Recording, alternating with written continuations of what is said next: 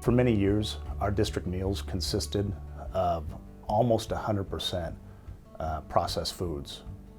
So we were looking to move to a more nutrient-dense, balanced diet. We know from research that a well-fed child learns better, is better behaved, and can perform better in the classroom.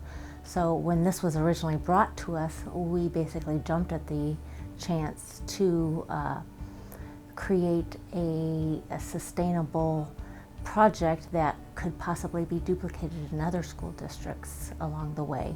You know, I think it's a natural evolution from the CATCH program that we've been working on, and we've had support from the hospital and the foundation with. So this is a way, I think, to get kids more interested in lunch.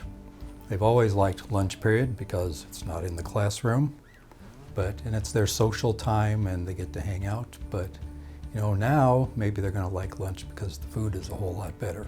So if that's the case, then yeah, that's worth doing. Everyone has been extremely on board since the start. However, that said, you know, when you go from cooking easy, almost convenience foods to from scratch cooking, it's tough. You know, it's an entirely new way of thinking about providing school lunches and breakfast. We do that too. So if you look at something like, you know, as simple as serving pancakes, you know, last year we would have taken the frozen pancakes out of the freezer, warmed them up, thrown them on the kids' plate. Well, now the process is you have to find a source for eggs, flour, oil, baking powder, whatever goes into milk, whatever else goes into pancakes. And then you have to get them here and keep them fresh. Then you have to find a recipe and scale it up.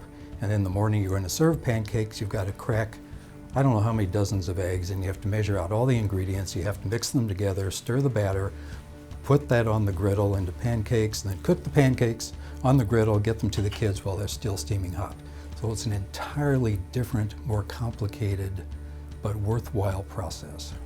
Obviously, with bringing in local foods, less processed foods, that's going to possibly increase some of our costs.